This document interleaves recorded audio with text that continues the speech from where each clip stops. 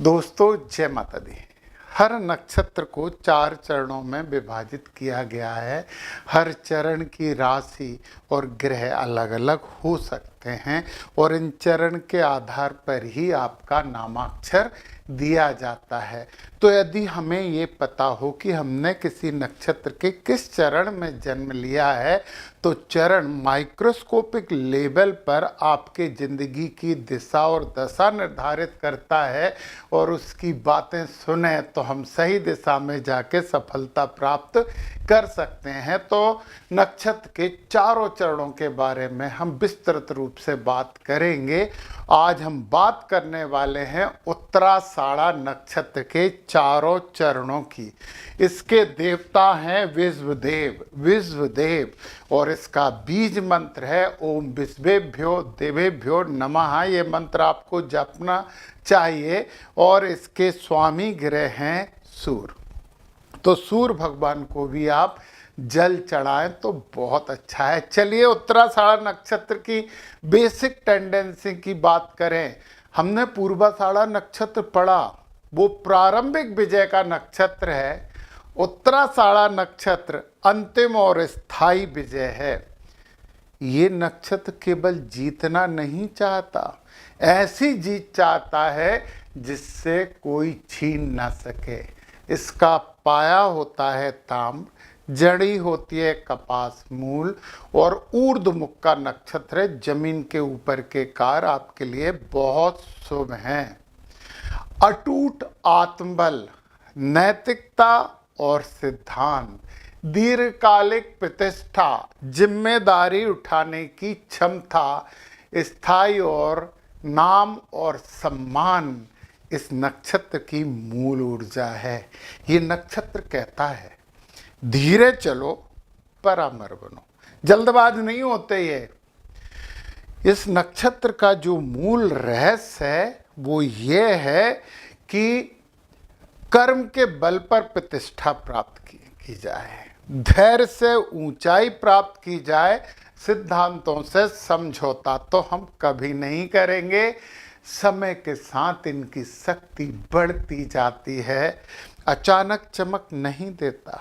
ये समय के साथ अजय बनाने वाला नक्षत्र है। ये लोग गंभीर होते हैं, जिम्मेदार होते हैं, सिद्धांतवादी होते हैं और आत्मसम्मान की मात्रा इनमें थोड़ी सामान्य से ज़्यादा होती है। और आप जानते हो कि अति सर्वत्र वर्जेत, तो उसमें थोड़ी सा समझौता कर लिया जाए तो ये नक्षत्र बहुत शुभ होता है।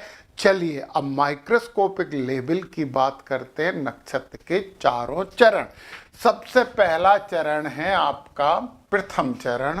देखिए राशि धनु है और नक्षत्र के देवता सूर्य हैं और सूर्य के साथ यहाँ पे गुरु आ गए और नवमान स्वामी भी गुरु आ गए।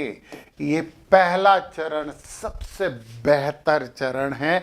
ज्ञान का भंडार होगा, नेम और फेम भी आपको चाहिए। धर्म तत्व है इस नक्षत्र का, अग्नि तत्व पूरे ओवरऑल तत्वों के चरण के लिए धर्म का चरण है।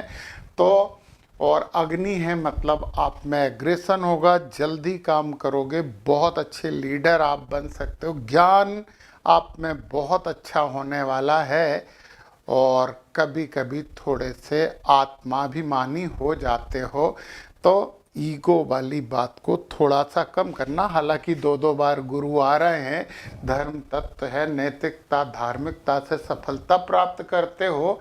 नहीं कर रहे हो तो कर लेना, आपको धार्मिकता और नैतिकता ही सफलता देने वाली हैं। चलिए अब हम दूसरे चरण की बात करते हैं और तीसरे चरण की भी बात करते हैं। क्यों? देखिए दूसरे चरण में राशि है मकर, तो शनि महाराज आ गए यहाँ पे और इसके देवता हो गए सूर्य शनि और नवमान स्वामी भी शनि हो गए।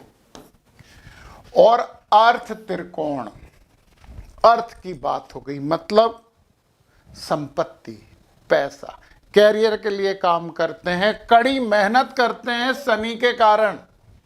पृथ्वी तत्व है तो जमीन पर रह के काम करते हैं, स्थिरता प्राप्त करते हैं, शनि महाराज बहुत कर्मठ बनाते हैं। सूर्य का नेम और फेम। अब वो कहते हैं कि सूर्य और शनि की मित्रता नहीं है। मित्रता क्यों नहीं है? सूर्य राजा है, शनि सेवक है। राजा और सेवक कैसे मित्र होंगे? परंतु यदि राजा सेवा भावना रख ले तो फिर सब कुछ अच्छा होने लगता है। ये बात समझ लें, मन में बिठा लें। धन कमाएंगे, बहुत अच्छा काम आप करेंगे। और यहीं पे चरण 3 की बात कर रहे हैं तो यहाँ पे भी सूर्य, शनि और शनि यहाँ पे भी 2 बार आ गए। तो क्या दूसरा चरण और तीसरा चरण एक से होंगे? नहीं। देखिए, ये अर्थ को रिप्रेजेंट करता है, ये काम को। तीसरा चरण भौतिकता के लिए काम करेगा, सुख के लिए काम करेगा, लग्जरी के लिए काम करेगा, प्रेम प्यार के लिए काम करेगा। वायु तत्व होता है तो कम्युनिकेशन, परिवर्तन बहुत ज्यादा इसमें होंगे। ये पृथ्वी तत्व है तो ये दृढ़ता के साथ काम करेगा, ये परिवर्तन के साथ करेगा। जहां पर ये स्थायित्व का काम करने वाला है वहां पर ये चलता रहेगा, चलते हुए। वायु चलती रहती है। ये बोलने में मास्टर होंगे, ये कर्म करने में मास्टर होंगे। ये इन दोनों चरणों में अंतर है, जिसे आप बहुत अच्छे से समझ लीजिए। अब हमारा आ गया चौथा चरण। तो सूर्य तो आ ही गए, सूर्य तो हमारे नक्षत्र स्वामी हैं, शनि हमारे राशि स्वामी हो गए और नवमान स्वामी गुरु हो गए। ये थोड़ा और बेहतर हो जाता है। सूर्य का तेज, गुरु का ज्ञान और शनि का कर्म। मोक्ष के लिए काम करेंगे।